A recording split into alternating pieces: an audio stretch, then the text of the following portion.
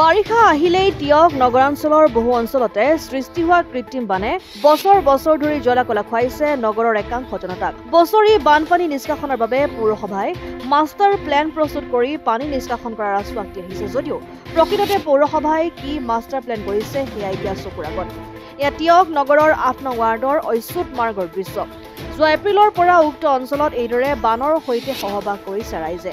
অৱশ্যে ইয়াৰ মাজতে এইসকল ৰাইজে বহুবাৰ পৌৰসভাক এনেবোৰ সমস্যা সমাধানৰ বাবে দায়ী জনাই আহিছে আৰু পৌৰসভাৰ বিষয়া কৰ্মচাৰী আহি পৰ্যবেক্ষণ কৰিছে যদিও আজি পৰ্যন্ত কোনো সমাধান কৰিব পৰা নাই। দৰাচলতে উক্ত অঞ্চলত পানী নিষ্কাশনৰ কোনো সুব্যৱস্থা নলা নৰ্দমা আৰু নৱনিৰ্মিত গৃহসমূহৰ নিৰ্মাণৰ সময়ত পৌৰসভাই চকু নিদিয়াৰ ফলতে এইদৰে সমগ্ৰ অঞ্চলটি বান কবলত পৰিছে বুলি একাংশ অভিজ্ঞ ব্যক্তিয়ে মত প্ৰকাশ কৰিছে।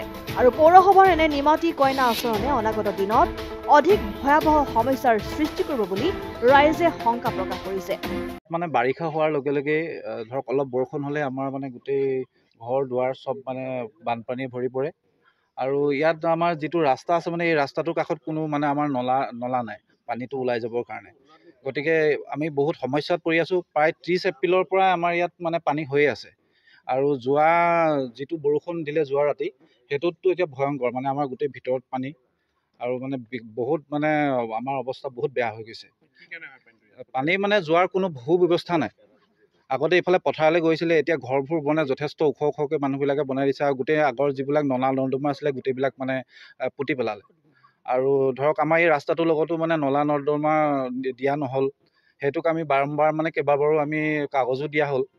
তথাপিও এতিয়া সেইটো দিয়াৰ কাৰণে আমি মানে আমাৰ ৰাইজে অচ্যুত মাৰ্গৰ ৰাইজে বহুত শাস্তি খাইছোঁ আমি। গতিকে মিউনিচিপালিটি আহিছে কেইবাবাৰো, কিন্তু মানে তেখেতসকলে এতিয়ালৈকে ব্যৱস্থা লোৱা নাই আৰু ল'ম বুলি কৈছে বাৰু।